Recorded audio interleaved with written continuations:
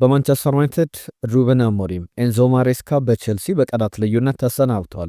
አሁን ደግሞ እነዚህ አሰልጣኞች ተተኪ ማን ይሆናል የሚለው ጉዳይ እያነጋገረ ይገኛል። በማንቸስተር ዩናይትድ ሩበን አሞሪምን ማን ይተካል በቼልሲስ የሚለው ጉዳይ ብቻ አይደለም፣ ሌሎችም ከአሰልጣኞቹ ስንብት ጋር በተያያዘ በማንቸስተር ዩናይትድ የቀድሞ ተጫዋቾች ተንታኞች ሀሳቦቻቸውን እየሰጡ ይገኛሉ። ኦሌ ጉናር ሶልሻየር ወደ ዩናይትድ አንደኛው ስም ሆኖ እየተመለከት ነው እንገኛለን። በዝርዝር የምንመለከታቸው ጉዳዮች ናቸው። ማንቸስተር ዩናይትድን በተመለከተ ከአሰልጣኙ ስንብት ጋር በተያያዘ ትናንትናም የሰራነው ቪዲዮ ነበረ።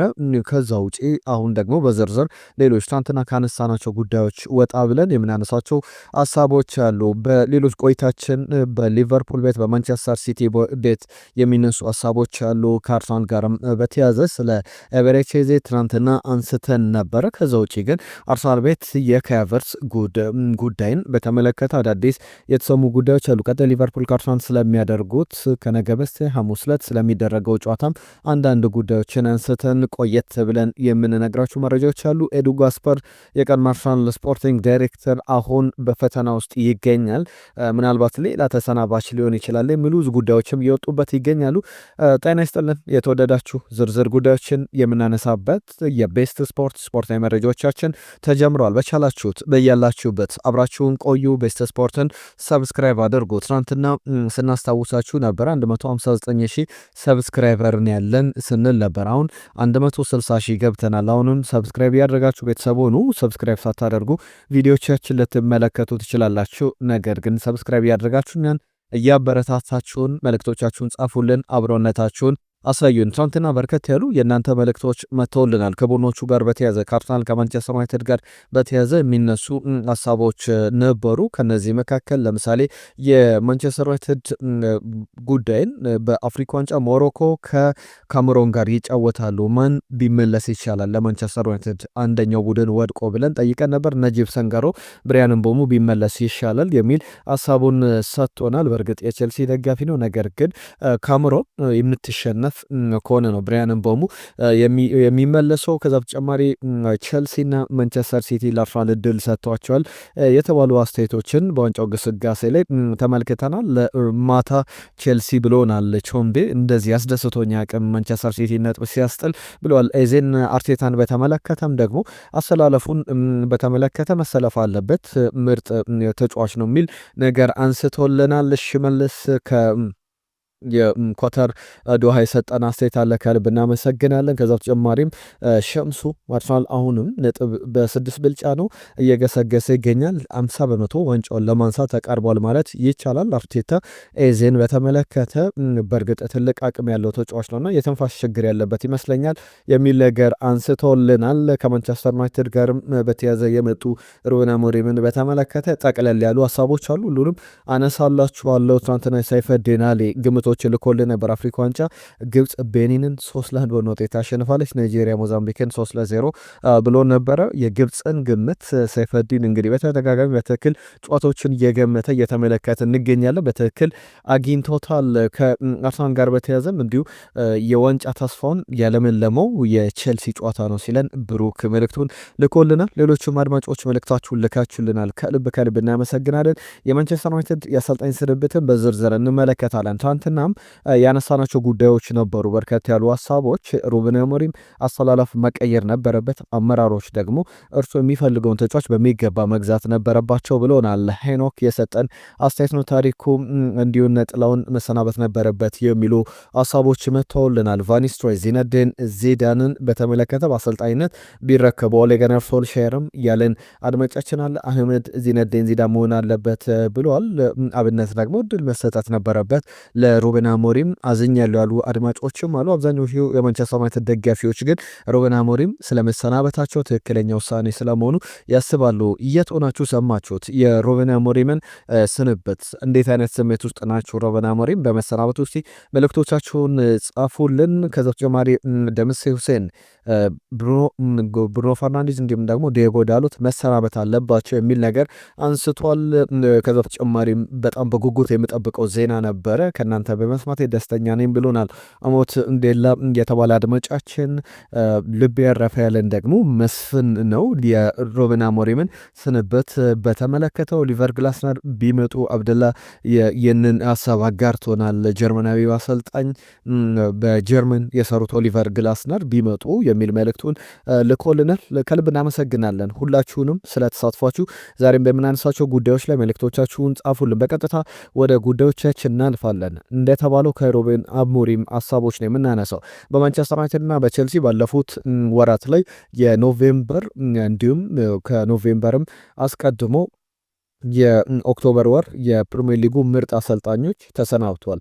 የማንቸስተር ዩናይትድ አሰልጣኝ ሩበን አሞሪም ከኤንዞ ማሬስካ በፊት የወሩ ምርጥ አሰልጣኝ ተብሎ ተመርጦ ነበር። አሁን ከሁለት ወር በኋላ በአሰልጣኝነት መንበራቸው ላይ የሉም። ኤንዞ ማሬስካም ከአሰልጣኝነታቸው ተሰናብተዋልና በማንቸስተር ዩናይትድ በቼልሲ ቤት ስላሉ ለውጦች እያነሳን እንቆያለን። ሩበን አሞሪም እንግዲህ በሚገርም ሁኔታ በአንፊልድም ኤታድም ስቴዲየም ማንቸስተር ሲቲንና ሊቨርፑልን ያሸነፉ ብቸኛ አሰልጣኝ ናቸው። ይህ የሆነው ባለፉት በ5 የውድድር ዘመኖች ማንም አሰልጣኝ ይህንን ማድረግ አልቻለም። ትናንት እንዳልነው ዳረን ፍሌቸር ቡድኑን ተረክቦ በቀጣይ ጨዋታዎች ላይ እየመራ ይቀጥላል። ኦሊቨር ግላስነር፣ ዳረን ፍሌቸር፣ ኤንዞ ማሬስካ፣ ሻቪ ሄርናንዴዝ፣ ዚነዲን ዚዳን፣ ሳውዝጌት እንዲሁ ጋሬት ሳውዝጌት፣ ሩድ ቫን ኒስተልሮይ፣ ሎረን ብላ አይነት አሰልጣኞች በእጩነት አሉ።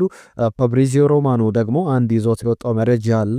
ኦሌ ጉናር ሶልሻየር ቡድኑን መረከብና ማሰልጠን ይፈልጋል የሚል ዝርዝር ጉዳዮችን ይዞ ወጥቷል። ኦሌ ጉናር ሶልሻየር ቢመለስ ብላችሁ ታስባላችሁ? ድል ቢሰጠው ከዚህ በፊት ዩናይትድ እንደዚህ እንደ ኤሪክ ቴናግም እንደ ሩበን አሞሪም በኦሌ ጉናር ሶልሻየር ስር ሲቸገር አልተመለከትነውም እና ምን ታስባላችሁ? የኦሌ ጉናር ሶልሻየር ወደ ማንቸስተር ዩናይትድ ቢመለስ በጊዜያዊ አሰልጣኝነት ጭምር መመለስ ይፈልጋል ነው የሚሉ ዘገባዎችን የተመለከትኩ የሚገኘው። ከሩበን አሞሪም ጋር በተያዘ ቡድኑን በስኳድ ደረጃ ከኤሪክ ቴናግ ስብስብ የበለጠ የተሻለ ጥራት ያለው ተጫዋች ቤንያሚን ሼሽኮን አይነት አጥቂ፣ እነ ማቲያስ ኩና፣ ብሪያን ምቦሞ፣ አማድ ዲያሎን አይነት ተጫዋቾች፣ ብሩኖ ፈርናንዴዝ በቦታው ላይ ያለ ተከላካይ ቦታ ላይ እነ ሌኒዮሮን፣ ማቲያስ ዴሊትን አይነት ተጫዋቾች ያሉት ስብስብ ነውና አሁን የሚመጣው አሰልጣኝ የበለጠ የተረጋጋ ቡድን ለመገንባት ከዚህ የተሻለ አንዱ ለዝውውሮችን በጥር ቢያደርግ እንደ አዲስ አሰልጣኝነቱ መደራደሪያም ሊያደርገው ይችላል። ከዛ በኋላ ማንቸስተር ዩናይትድ የውድድር ዓመቱን በቻምፒየንስ ሊግ ቦታ ላይ ይዞ ለማጠናቀቅ እድሎች አሉት።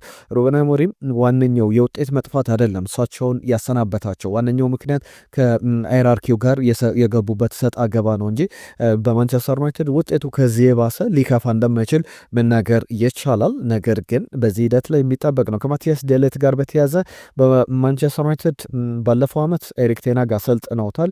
ከዛ በኋላ ከባለፈው ዓመት ኖቬምበር ወር ጀምሮ ደግሞ የሩበን አሞሪም ስር ሲሰለጥን ነበረ። በእያንዳንዱ ዓመት ባለፉት ዓመታት ላይ በአስገራሚ ሁኔታ አዳዲስ አሰልጣኞች ሲያሰለጥኑት ተመልክተናል። 16-17 ላይ በአያክስ አምስተርዳም ፒተር ቦሽ፣ ከዛ በኋላ 17-18 በአያክስ አምስተርዳም በነበረበት ጊዜ ማርሴል ኬዘር፣ ከዛ በኋላ ኤሪክ ቴናግ፣ ማውሪዚዮ ሳሪ፣ አንድሪያ ፒርሎ፣ ማክስ አሌግሪ፣ ጁሊያን ናግልስማን፣ ቶማስ ቱዌል፣ ኤሪክ ቴናግ፣ ሩበን አሞሪም። በቀጣይ ያለው አሰልጣኝ ማን ይሆናል የሚለው የሚጠበቅ ነው። በማንቸስተር ዩናይትድ ካለፉት 10 አሰልጣኞች መካከል በጊዜያዊነትም በቋሚነትም ያሰለጠኑ አሰልጣኞች ከ10ሩ 6ቱ ከክርስቲያኖ ሮናልዶ ጋር በጋራ ተጫውተዋል። በጊዜያዊነትም በቋሚነትም ሩበን አሞሪምንም ጨምሮ ማለት ነውና የማንቸስተር ዩናይትድ ኃላፊነት በደንብ አሁን ትኩረት የሚሰጠው መሆን ያለበት ይመስላል። በኢኒዮስ በኩል ዳና ሾርዝን ሲያሰናበት እናስታውሳለን።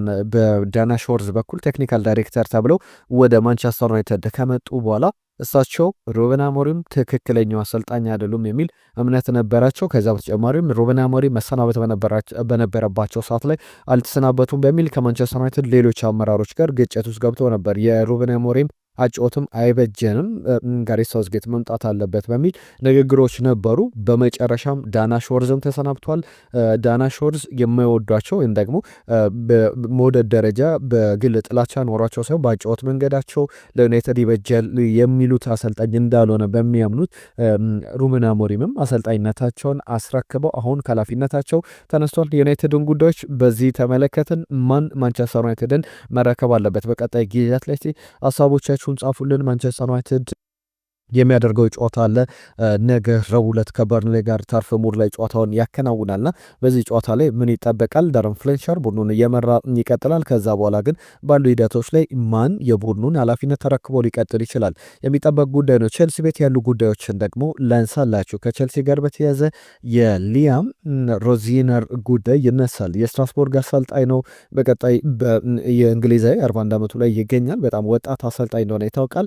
ከሉም መክፋርለን ቡድኑን ይዘው ከማንቸስተር ሲቲ ጋር ባቸው ውጤት አጠናቃሉ። ከፉልሃም ጋር የሚደረግ የነገው መርሃ ግብርንም ራሱ ከሉም ይመራዋል ተብሎ ይጠበቃል። ሊያም ቡድኑን መረከብ አልፈለገም። የጨዋታ ይለፈኝ ብሏል። ወደ ስትራስቡርግ ተመልሷል። የጋዜጣ መግለጫ ይኖራል። ቡድኑን በቀጥታ የሚሰናበት ነው የሚሆነው። የቡድኑ ተጫዋቾችን አሰልጣኞችን ይሰናበትና ወደ ቼልሲ ይመጣል። በቀጣይ ከፉልሃም ጨዋታ በኋላ ቼልሲ ሊያምን አዲሱ የቼልሲ አሰልጣኝ አድርጎ መቅጠሩን ያረጋግጣል። ይህ ጨዋታ ይለፈኝ፣ ይህንን ጨዋታ መምራት አልፈልግም ብሏል። በቀጣይ ግን ቼልሲ የሚያከናውነው በዚህ በሳምንቱ መጨረሻ ላይ የሚደረግ አንድ ጨዋታ አለ። እሱን ጨዋታ ጀምሮ ሊያም ሮዝነርን ሲመራ ጨዋታዎችን ልንመለከተው እንችላለን። የቸርልተን አትሌቲክ የኤፍኤ ካፕ ጨዋታ ላይ በሳምንቱ መጨረሻ ላይ የሚደረገውን ጨዋታ ጀምሮ መምራት ይጀምራል። በቼልሲ ቤትም የኤንዞ ማሬስካ ስንብት በኋላ ብዙ ሀሳቦች ሲሰጡ ነበረ።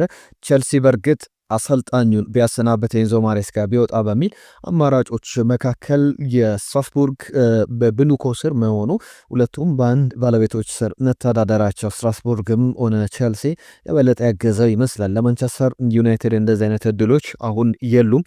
ነገር ግን ቫን ኒስተልሮይ ኦሌ ጉናር ሶልሻየር በማንቸስተር ዩናይትድ ቢኖሩም በቼልሲ ቤት ደግሞ የሊያምን ቆይታ ደግሞ እንመለከታለን። በውድድር ዓመቱ ምን አይነት ቆይታ ይኖረዋል? በቼልሲ በኩልስ ደግሞ ምን አይነት እድሎች ይሰጡ የሚለው በትልቅ ደረጃ እየተጠበቀ እየተነሳ ያለ ጉዳይ ነው። ከአሰልጣኝ ቅጥር በኋላ በሁለቱም ቡድኖች በኩል ያሉ የዝውውር ጉዳዮች በደንብ ሊነሱ ሊጠበቁ ይችላሉ። ኤዱ ጋስፐርን የተመለከተ ጉዳይ ላንሳ። ከኤዱ ጋስፐር ጋር በተያዘ አንደኛው ጉዳይ ከአርሰናል ከለቀቀ በኋላ ብዙ መነጋገሪያ ነበረው። ኖቲንጋም ፎረስት ሄዶ ኖቲንጋም ፎረስትን በትልቅ ኃላፊነት በአመት ትልቅ ደሞዝ እየተከፈለው የኖቲንጋም ፎረስት ክለቦች አሉ። በብራዚልም በግሪክም ያሉ ክለቦች አሉ። እነዚህን ክለቦች አንድ ሌላ ክለብ በፖርቹጋልም አለና እነዚህን ክለቦች ለመምራት ነበረ ጋስፐር 47 ዓመቱ ላይ ይገኛል። ኤዱ ጋስፐር ወደዛ ያመራው። ነገር ግን አሁን ከኤቫንጀሎስ ማሪናኪስ ጋር መስራት ነገሩ ከባድ ነው። ኖቲንጋም ፎረስት ካለበት የውጤት መጥፋት አንጻር ኤዱ ጋስፐር ጫና ውስጥ ይገኛል። ስራውን ሊለቅ ይችላል የሚሉ ሀሳቦች በዝርዝር እየተነሱ ይገኛሉ። ከአርሰናል ጋር የተያዙ ዝርዝር ጉዳዮችን እንንሳና ሌሎች ሀሳቦችን የማንቸስተር ሲቲ የሊቨርፑልን ጉዳይ አነሳለሁ። ከአርሰናል ጋር በተያዘ የኬነን ይልዲዝ ጉዳይ ከሞላ ጎደል ያለቀለት ጉዳይ ይመስላል። ወደ አርሰናል የሚመጣበት እድል በሙሉ ጠቧል ማለት ይቻላል። በኢቬንቱስ ውሉን ለማራዘም በጣም ተቃርቧል። እነ ጋዜታ ዴላ ስፖርት ይዞት የወጡት ዘገባ እንደሚያሳየው ከሆነ ኬነን ይልዲዝ ቱርካዊው የ20 ዓመት ተጫዋች በመስመር ቦታ ላይ በ10 ቁጥር ቦታ ላይ መጫወት ይችላል። የሚገርም ድንቅ ብቃት ያለው ተጫዋች ነው። ነገር ግን ዩቬንቱስ በቱሪን ተጫዋቹ እንዲቆይ ውሉን ለማራዘም ድርድሮች ላይ ነበሩ። ተጫዋቹ 5 ሚሊዮን እስከ 6 ሚሊዮን ዩሮ እንዲከፈለው ፍላጎት ነበረው። አሁን በዛ ደረጃ ስምነት ላይ ስለመድረሳቸው የሚያሳዩ ዘገባዎችን እየተመለከትን እንገኛልና አርሰናል ምናልባት ከኬነን ይልዲዝ አማራጮቹን ወደ ሮድሪጎ፣ ወደ ራፋኤል ሊያኦ፣ ወደ ቪኒ ጁኒየር ሊያዞር ይችላል። ቪኒ ጁኒየር ለምሳሌ በሪያል ማድሪድ ተመችቶታል ማለት በጣም ከባድ ነው። ምክንያቱም ደግሞ 18 ጨዋታዎች አልፈውታል። ለሪያል ማድሪድ ግብ ካስቆጠረ የባለፈው ዓመታት በጣም ድንቅ የነበረው ተጫዋች ምነካው የሚሉ ጥያቄዎች አሉ። ከአሰልጣኝ ለውጥ ጋር በተያያዘ በጣም የተቀዛቀዘ ጊዜን እያሳለፈ ይገኛል። ለአርሰናል እነዚህ ጉዳዮች ይነሳሉ። ከሊቨርፑልና ከአርሰናል ጨዋታ ጋር በተያያዘ የሚነሱ ሀሳቦች አሉ። አንደኛው በዚህ ጨዋታ ላይ በሊቨርፑል በኩል ኡጎ ኢኪቲኬ ላይኖር ይችላል። አርሰናልን በሚገጥሙበት የሐሙስ ምሽቱ ጨዋታ ላይ በጣም ትልቅ መርሃ ግብር ነው። ይህንን ጨዋታ በተመለከተ ዝርዝር ነጥቦችን እናነሳለን። አርሰናል ጨዋታውን የሚያሸንፍ ይመስላችኋል? እስቲ ሀሳቦቻችሁን ጻፉልን። ከአርሰናልና ከሊቨርፑል ጨዋታ ጋር በተያያዘ ሐሙስ ዕለት በኤምሬትስ ስቴዲየም ይደረጋል። ለአርሰናል የግድ ማሸነፍ ያለበት ጨዋታ ነው። ሊቨርፑልም በቶፕ 4 ላይ ለመቆየት እነ ቼልሲ፣ ማንቸስተር ዩናይትድ አሰልጣኝ ቀይረው በአዲስ ጉልበት ሊመጡ ይችላልና ሊቨርፑል ራሱ ማነቃቀት ያለበት ይመስላል። አርሰናል ከሊቨርፑል ጋር ከተጫወተ በኋላ ፖርትስመዝን፣ ቼልሲ፣ ኖቲንጋም ፎረስትን፣ ኢንተር ሚላንን፣ ማንቸስተር ዩናይትድን ይገጥማል። የሚቀጥሉ 6 ጨዋታዎች ቀላል የሚባሉ አይደሉም። ከአርሰናል ጋር በተያያዘ ሌላኛው የካቨርስ ጉዳይ ነው። ውሉን ለማራዘም በተያያዘም ድርድር ላይ እንደተጀመረ ተሰምቷል። አንድሪያ ቤርታ ድርድር እንደጀመሩ ተሰምቷል። 2023 ላይ ነበር የፈረመው በ75 ሚሊዮን ዩሮ እስከ 2028 ድረስ የሚያቆይ ውል አለው። አሁን 2026 ተጀምሯል። ከሞላ ጎደል 2 ዓመታት ውሎች ነው ያሉትና የዚህኛው የውድድር ዘመን ከዛ ተጨማሪ በእነዚህ ዓመታት ላይ በአጭር ጊዜ ሌሎች ክለቦች እንዳይወስዱት እንዳያስፈርሙት ከኤቨርተን ውሉን ለማራዘም ንግግሮች እንዳሉ ቢያንስ እስከ 2030 ድረስ በአርሰናል እንዲቆይ ለማድረግ ጥረቶች አሉ። 26 ዓመቱ ላይ ይገኛል። በአርሰናል ረጅም ጊዜ ይቆያል ተብሎ ከሚጠበቁ ተጫዋቾች መካከል በጣም ቨርሳታይል በተለያዩ አማራጮች ላይ መጫወት የሚችል ተጫዋች ነው። ከአርሰናል ጉዳዮች ወጣ ብለን የዩቬንቱስን ጉዳይ ላንሳ። ከፌዴሪኮ ኬዛ ጋር በተያዘ ወደ ዩቬንቱስ መመለስ የሚችልበት እድል አለ ተብሏል። በሊቨርፑል እምነት የተሰጠው አይደለም። በጣም ብዙ ተጫዋቾች ተጎድቶ እንኳን ቋሚ ተሰላፊ የመጀመሪያ 11 ውስጥ መግባት የሚችል አቅም ያለው እንዳለውም እምነቶች የተጣሉበት አይመስልም። በአርነ ስሎትም በኩልም በዚህን ይመስላል። በዩቬንቱስ ቆይታ አድርጎ ነበር 4 ዓመታትን። ወደ ሊቨርፑል ከመምጣቱ በፊት ሊቨርፑል በትንሽ ገንዘብ ነበር ያስፈረመው። 56 ግቦችን አስቆጥሯል። 131 ጨዋታዎችን አድርጎ አሁን በስኳድ ጥበት ስኳዱ በጣም ሰፊ የሚባል አይደለም።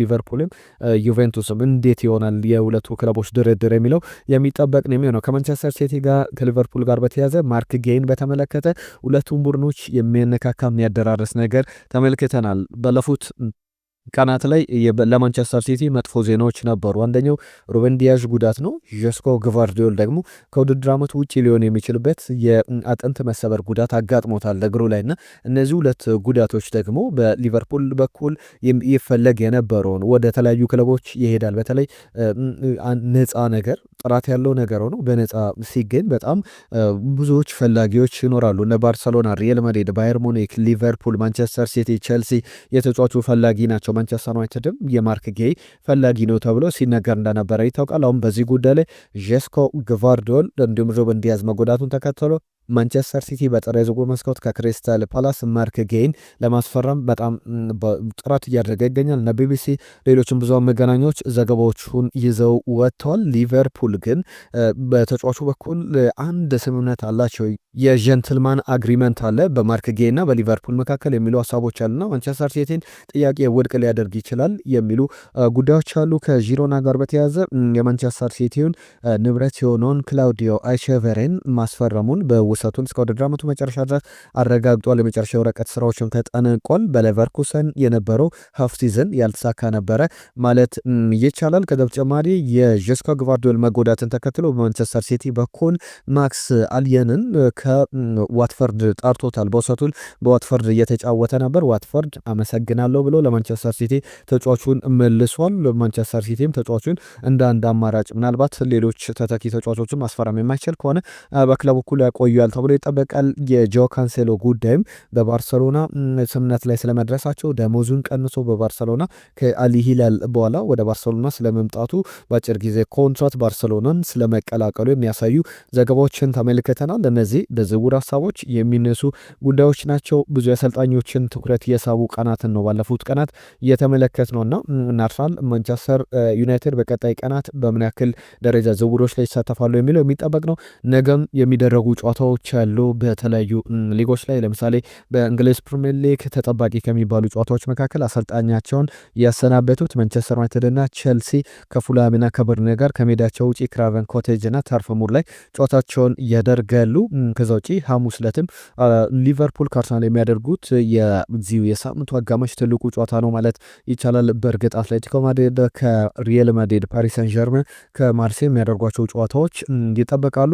እነዚህን ጨዋታዎች በተመለከተ በቀጣይ ቀናትም አዳዲስ ጉዳዮችን ይዘን የምንመለስ ነው የሚሆኑ። ዝርዝር ጉዳዮች ሊነሱባቸው የሚችሉ ጉዳዮች እንደሆኑ መናገር ይቻላል። ትናንትና በአፍሪካ እግር ኳስ ዋንጫ ላይ የተደረጉ ጨዋታዎች ነበሩ። ዛሬም ጨዋታዎች ይደረጋሉ። ግብጽ በሞሐመድ ሳላ እየታገዘች ወደ ቀጣዩ ዙር ማለፏን አረጋግጣለች። ኳርተር ፋይናሉን ተቀላቅላለች። ቤኒንን 3-1 በሆነ ውጤት አሸንፋለች። እስከ ኤክስትራ ታይም የሄደ ጨዋታ የተቸገረ ቡድን ነው። ኦሳማሳን ግብጽ ለየትኛውም ቡድን በአፍሪካ ዋንጫ ላይ ተዘጋጅታለች የሚል ሀሳቡን አካፍሏል። ናይጄሪያ ከሞዛምቢክ ያደረጉት ጨዋታ ድራማዊ ክስተት የነበረበት ነው። በተለይ በናይጄሪያ ብሔራዊ ቡድን ተጫዋቾች በኩል አዶሜላ ሉክማን ግብ አስቆጥሯል፣ አሲስቶችን አድርጓል። ከዛ በተጨማሪ ቪክተር ኦስመን እንዲሁም ደግሞ አዳምስ ግቦች ግቦችን አስቆጥሯል። ቪክተር ኦስመን 2 ግቦችን ያስቆጠረውና በአንድ አጋጣሚ ላይ በተለይ ሁለተኛው አጋማሽ ላይ ናኮር አዳምስ እንዲሁም ደግሞ የዚህ የአዶሜላ ሉክማን ኳሶችን እያቀበሉኝ አይደለም ብሎ ብስጭቱን ሲገልጽ ነበር። ትወጣታለህ፣ መውጣት አለብህ ተቀይረ በሚል ለአዶሜላ ሉክማን በምልክት ሲገልጽለት ነበረ። ነገር ግን ወዲያው ኤሪክ ቼል ቀይሮ ያስወጡት ራሱን ቪክተር ኦስመንን ነው። ከዛ በኋላ ደስተኛ እንዳልነበረ ተመልክተናል። ምናልባት ለናይጄሪያ ብሔራዊ ቡድን በአፍሪካ ዋንጫ ላይ ረጅም ጉዞ ከተመለከትን የዚህን ተጫዋች ጉዳይ በደንብ መፍትሄ መስጠት ያለባቸው ይመስላል። ዛሬ አልጄሪያ ከዲሞክራቲክ ሪፐብሊክ ኦፍ ኮንጎ፣ ኮትዲቫር ከቡርኪና ፋሶ የሚያደርጓቸው ጨዋታዎች አሉ። በእነዚህ ጨዋታዎች ላይ እነዚህ በደንብ በስፋት የሚጠበቁ ጉዳዮች ናቸው። ዝውውሮችን በርከት ያሉ ሀሳቦችን አነሳን። አብራችሁን ስለነበራችሁ ከልብ እናመሰግናለን። ቤስት ስፖርትን ሰብስክራይብ አድርጎ 160 ሺህ ሰብስክራይበሮችን ይዘናል። ከዚህም በላይ ከፍ ማለት አለብን። ሰብሰብ ብለን ጥሩ ቻናል ማሳደግ አለብን። ቤተሰብነታችሁን አሳዩን፣ መልእክቶቻችሁን ጻፉልን። ነገን በዝርዝር የእናንተ መልእክቶች፣ አዳዲስ ጉዳዮችን ይዘን እንመለሳለን። ጤና ይስጥልን።